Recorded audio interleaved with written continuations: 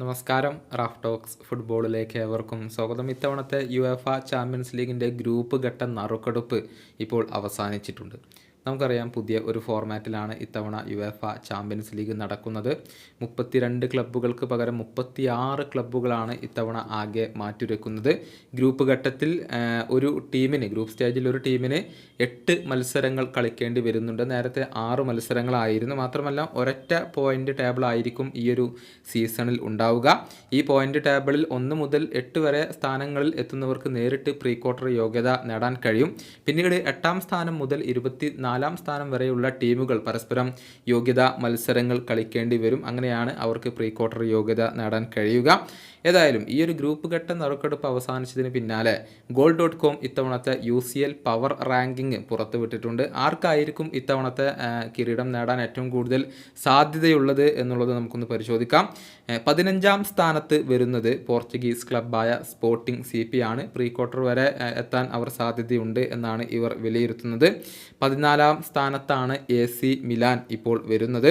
അതുപോലെ തന്നെ 13ാം സ്ഥാനത്ത് അറ്റ്ലാന്റ വരുന്നു. അറ്റ്ലാന്റയെ നമുക്കറിയാം, കഴിഞ്ഞ തവണത്തെ യുവേഫ യൂറോപ്പ ലീഗ് അവർ സ്വന്തമാക്കിയിരുന്നു. പക്ഷേ യുവേഫ സൂപ്പർ കപ്പ് ഫൈനലിൽ അവർ റയലിനോട് പരാജയപ്പെടുകയും ചെയ്തിരുന്നു. അതുപോലെ തന്നെ 12ാം സ്ഥാനത്ത് അത്ലറ്റിക്കോ മാഡ്രിഡ് ആണ് വരുന്നത്. അത്ലറ്റിക്കോ നിരവധി സൂപ്പർ താരങ്ങളെ ഇപ്പോൾ സ്വന്തമാക്കിയിട്ടുണ്ട്. പക്ഷേ ലാലിഗയിൽ ഒരു ഗംഭീരമായ തുടക്കമൊന്നും ഉണ്ടാക്കിയെടുക്കാൻ അവർക്ക് കഴിഞ്ഞിട്ടില്ല. 11ാം സ്ഥാനത്ത് PSG ആണ് വരുന്നത്. കിലിയൻ എംബപ്പെ ഇല്ലാതെയാണ് അവർ ഇത്തവണ ഇറങ്ങുന്നത്. പക്ഷേ ഒരു പിടി മികച്ച താരങ്ങളെ അവകാശപ്പെടാൻ അവർക്ക് സാധിക്കുന്നുണ്ട്. 10ാം സ്ഥാനത്ത് യുവൻറ്റസ് വരുന്നു. തിയാഗോ മൊട്ടയാണ് ഇപ്പോൾ അവരുടെ പരിശീലകൻ. 9ാം സ്ഥാനത്ത് ബൊറൂസിയ ഡോർട്ട്മുണ്ട് ആണ് വരുന്നത്. കഴിഞ്ഞ തവണ ഫൈനലിൽ റയലിനോട് പരാജയപ്പെട്ടവരാണ് ബൊറൂസിയ. ഇത്തവണ അവർക്ക് 9ാം സ്ഥാനമാണ് ഈ ഒരു പവർ റാങ്കിങ്ങിൽ നേടാൻ കഴിഞ്ഞിട്ടുള്ളത്. 8ാം സ്ഥാനത്ത് ബയർ ലെവർക്യൂസൻ വരുന്നു. കഴിഞ്ഞ സീസണിൽ അസാധാരണ പ്രകടനം നടത്തിയവരാണ് ലെവർക്യൂസൻ. കഴിഞ്ഞ സീസണിലെ യൂറോപ്പ ലീഗ് ഫൈനലിൽ അവർ അറ്റ്ലാന്റയോട് പരാജയപ്പെടുകയും ചെയ്തിരുന്നു.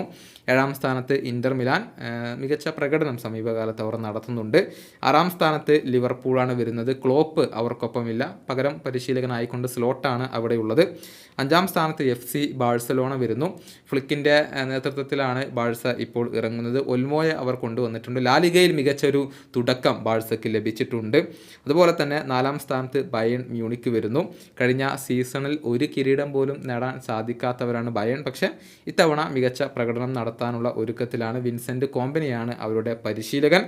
3ാം സ്ഥാനത്ത് ആഴ്സണലാണ് വരുന്നത്. ഒരു പിടി മികച്ച താരങ്ങളെ അവകാശപ്പെടാൻ ആർട്ടറ്റയ്ക്ക് കഴിയുന്നുണ്ട്. വലിയ സാധ്യതകൾ ഇപ്പോൾ ആഴ്സണലിന് കൽപ്പിക്കപ്പെടുന്നുണ്ട് എന്നുള്ളതാണ്. 2ാം സ്ഥാനത്ത് മാഞ്ചസ്റ്റർ സിറ്റി വരുന്നു. എപ്പോഴും കിരീട ഫേവറേറ്റുകളായിക്കൊണ്ട് മാഞ്ചസ്റ്റർ സിറ്റി അവിടെ ഉണ്ടാകും. ഏർലിംഗ് ഹാലണ്ടും സംഘവും ഇത്തവണയും മികച്ച പ്രകടനം നടത്തും എന്നാണ് പ്രതീക്ഷിക്കപ്പെടുന്നത്.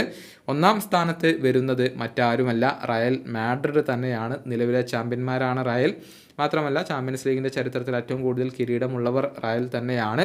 ഇതിനൊക്കെ പുറമെ എംബപ്പെ, എൻട്രിക്ക് എന്നിവരെ കൂടി അവർ സ്വന്തമാക്കിയിട്ടുണ്ട്. ലാലിഗയിൽ ഒരൽപ്പം ബുദ്ധിമുട്ടുള്ള തുടക്കമാണ് ലഭിച്ചിട്ടുള്ളത്. പക്ഷേ റയൽ തങ്ങളുടെ ആ ഒരു സാധാരണ രീതിയിലുള്ള ട്രാക്കിലെത്തും എന്ന് തന്നെയാണ് പ്രതീക്ഷിക്കപ്പെടുന്നത്. ഏതായാലും ഇത്തവണത്തെ ചാമ്പ്യൻസ് ലീഗ് കിരീടം ആരായിരിക്കും സ്വന്തമാക്കുക?